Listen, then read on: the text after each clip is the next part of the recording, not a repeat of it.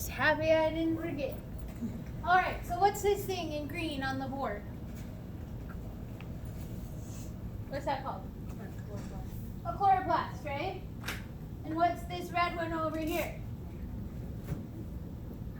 Yes, louder. Mitochondria. Okay? So for the last couple of weeks, we've kind of been putting life into these bins. And I want in this lecture to give you a sense of what words go with different things. And both of these are what? They're parts of a cell. Chloroplasts and mitochondria are called what? Organelles. Okay? They're organelles. Those organelles, mitochondria, are in which kinds of feeding organisms?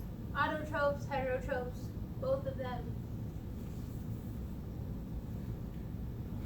Mitochondria.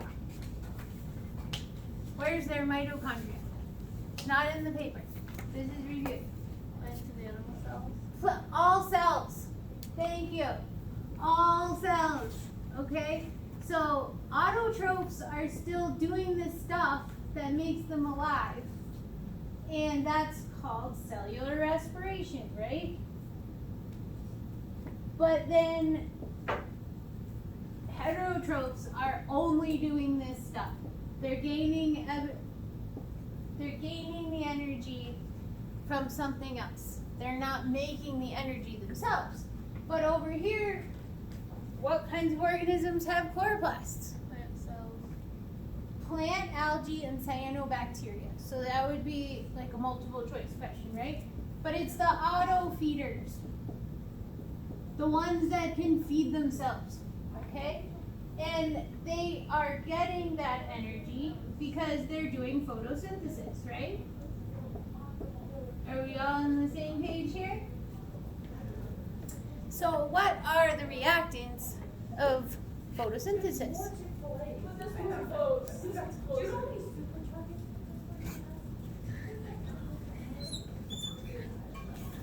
Let me change that question.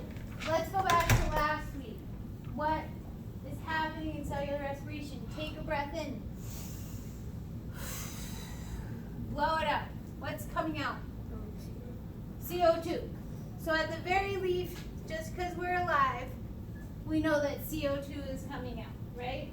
Because every time we breathe in, we're breathing in oxygen so our body can do work. And that relates to what it means to be alive, right? It's growing, it's repairing, it's doing what else? What other things do living organisms do? Reproducing, eating, metabolizing, right? Okay, so that leads to the next piece here. So if we can get the CO2 out, how do we get the CO2 in? Any ideas? Oops. Whoa, I'm really off my rocker here. Okay, what is this molecule? That's glucose, right? That's how we got the energy in. The energy came in from glucose, okay? We are other feeders, so the C6H12O6 glucose came in some other way. We learned about this last week, okay? Now take a look. Which molecule is bigger, C6H12O6 or CO2? Glucose. So we're essentially saying that glucose is a bigger molecule, and by the process of using the energy therein, we're breaking it. Does anyone know what that's called?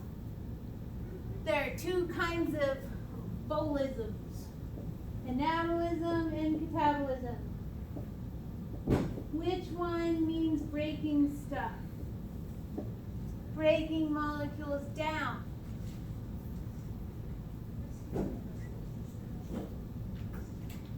Catabolism, okay? Interestingly, this is just a point I like to stop on because both ana and kata mean against, to break, but anabolism, the idea is that you're moving against the energy gradient, you're moving uphill. That was in one of the videos if you watched it. But anyway, right here, the other case. But in cellular respiration, we're breaking a big molecule into a small one. We're taking the energy that was in those bonds and using it to do stuff because we're alive. But then this week, what we're going to do is explore this alternative.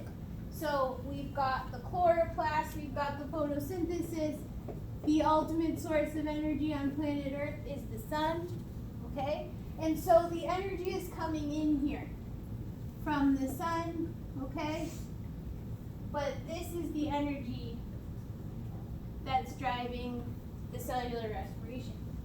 So we've got this whole organelle, but what's actually happening in there? You've done a little bit of reading, potentially, at least you've read this lab and watched a couple of videos for 10 minutes. So if I put these words up to kind of break down the chloroplast, tell me if you know what they are or where they go. Or maybe you don't know any of it, but you can figure it out. So we've got grana, stroma, and thylakoid stacks. This green thing here, what do you think that is? The stacks. Looks like a stack of pancakes, right? Okay, those are the stacks. And then inside of the stacks are the grana, okay?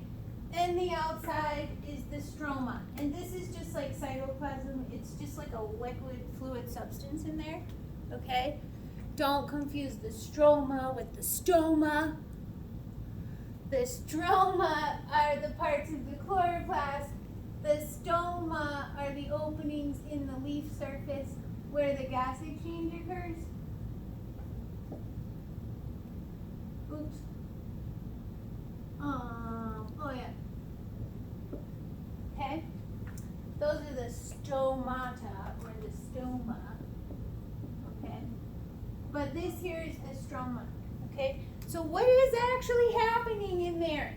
The sun is having energy, and it's in little packets that behave like wavelengths. We call them photons, okay? So the waves are coming down into here, choosing these colors on purpose, okay? Waves are coming in, and which part of the chloroplast are they hitting, striking? The chlorophyll. No. Close, yes, that's part of it. Inside of there is the chlorophyll. The grana or the stroma? So remember that we talked a lot about membranes. I first put these diagrams up here last week to talk to you about membranes. Huh, interesting. These organelles make molecules and they have tons of membranes. What's the point of the membranes? So the idea here is that the energy is striking these very membranous thylakoid stacks, okay? And in so doing, they're assembling molecules. So taking the CO2, the very simple CO2 molecules, and turning them into something much bigger, right? The C6H12O6. So here we see that this is building, anabolism, and that is breaking, catabolism. Is everyone okay here? Okay. So even though these are opposite processes, you could say, they're really complementary processes. Today in lab, we're using the exact same equipment, okay?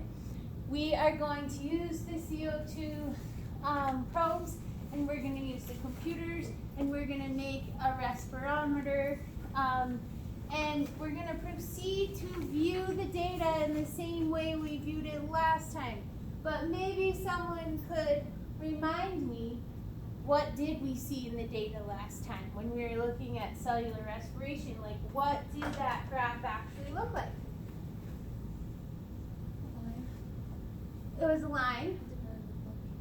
Was it a direct and positive relationship, a direct negative relationship, an indirect relationship? Yes. Like with the heat, like it didn't really apply heat, there was more CO2. So more respiration was going on. Okay. And what was on the y-axis? Do you remember? On the Y? CO2, okay? And we are going to have that same exact thing today, CO2. And what was on the x-axis? Time, okay? And so we're going to generate the same kind of graphs. We're going to get an mx plus b and find out what the slope was. And we're going to say that that's the rate of CO2, okay? Based on the drawing I just drew, right? We assumed that heat would speed up cellular processes, so the line over here was going this way, right? The rate of CO2 was increased into the chamber because guess what? Every time a cell does work, CO2 is released. So that was our model. Using the same model, what is your expectation to be observing photosynthesis occurring? What does this look like? Yes? We apply light, there's going to be more CO2 release. Is more CO2 going to be released? More O2, what she said. More O2? So, actually we found very, very cool results. There's not really a great answer. But based on what you just said, right, the light's going to impart temperature and maybe more CO2 will be released over the time sequence. But we are making the assumption that the CO2 is being consumed when we create an environment conducive for photosynthesis. So we might see that the rate is going down, okay? So you might see on the same graph that the rate is going down. But the plants are still doing work. So we've got this factor of it increasing in temperature. So what we're actually asking ourselves is like, which rate is higher or lower, okay? What's happening? We've got all these conditions. And so we want to appreciate whether more cellular respiration is occurring or more photosynthesis is occurring, and this is going to affect that rate. Students got positive numbers and negative numbers for the rate, so this is quite complex.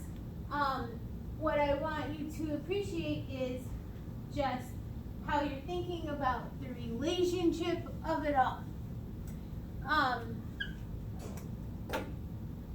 Let me think now about the setup, okay? So you guys, can someone tell me what is the setup for this lab? What are you gonna do?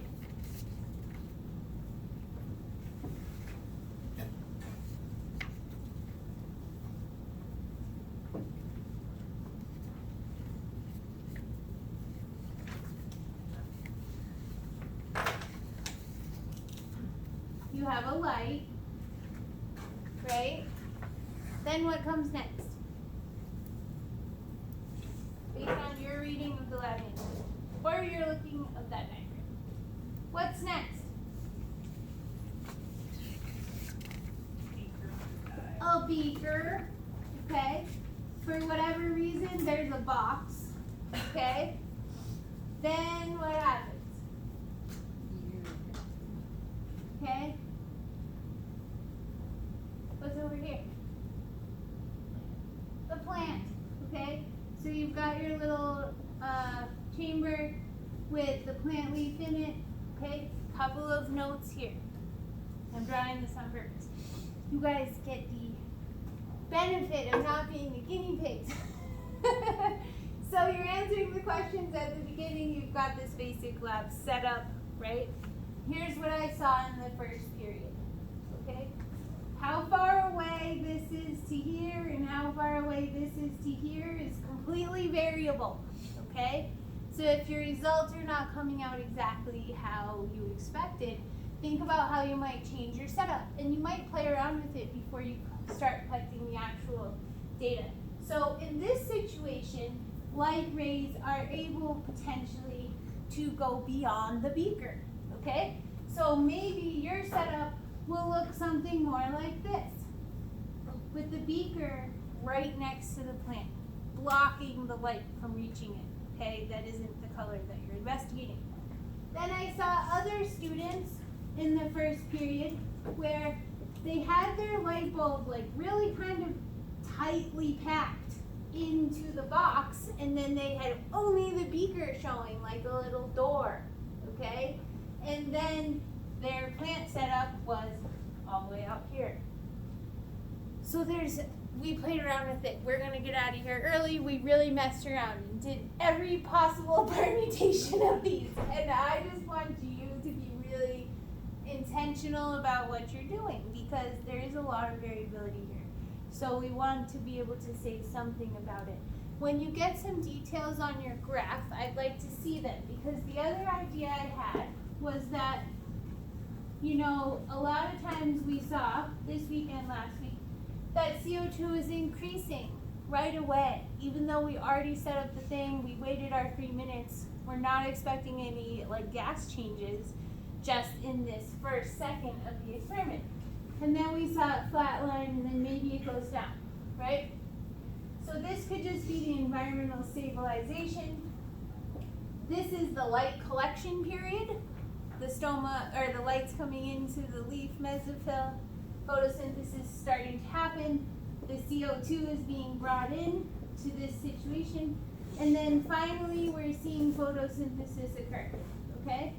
So what I want to mess around with in this block is I want to see if we can parse out some of those slopes. Because if you took the average of just this slope part, right, it's going to be a positive number. If you took the average of this slope part, it's going to be close to 0, and if you took the average of this slope part, it's going to be a negative number. If you took the average of the whole entire thing, who knows what's going to happen, right? If you took the whole entire thing, you might say at the end, the slope is positive still, so that means that cellular respiration is happening more than photosynthesis, or maybe you'll have some other explanation. But I want you to be real deliberate in the data collection process because nothing's really going to change very much about how we're setting this up with using the computer. One thing we did think about doing at the end of last period is, you know how our problem is we can't stabilize how much carbon dioxide there is in there.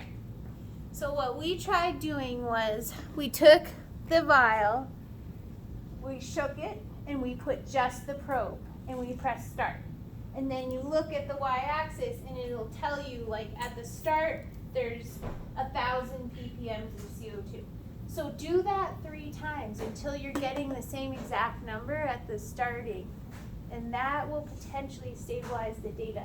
Because we're really thinking that there's a variable amount of CO2 in these things that's clouding our ability to see the slope.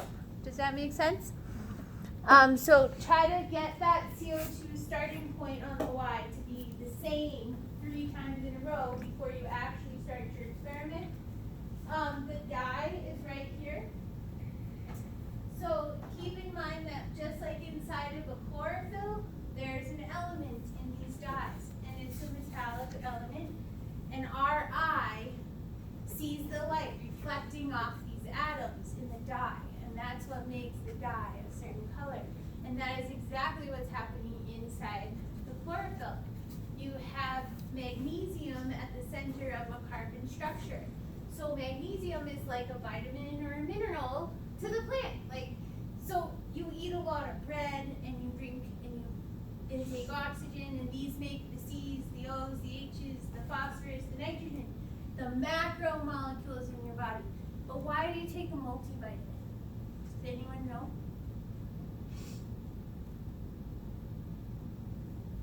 Because there are certain reactions in there that don't occur continuously, but they still require these other elements from the periodic table. So in the chlorophyll, it's a magnesium ion that is helping to reflect or observe different light, and the same thing is in the dye. So you're going to use the dye to limit the wavelengths of light that are going into your experimental setup. Here are the measurement scales. Here are your plants. Another thing, never know what to say to students, but in the directions it says like dry off the plant, and then so one group like ran the whole experiment with the paper towel inside their chamber, but that's not the intention. The intention is for the paper towel to dry off the leaf so that don't get the probe wet. You're not supposed to get the probe wet. Okay? So that's that. There's no other equipment of interest anywhere here. No dangerous chemicals. There are some aquatic plants, like some other species, if you want to just check them out. This one I'll clean up for you. And otherwise, without further ado, you can get started and let me know if you have any questions.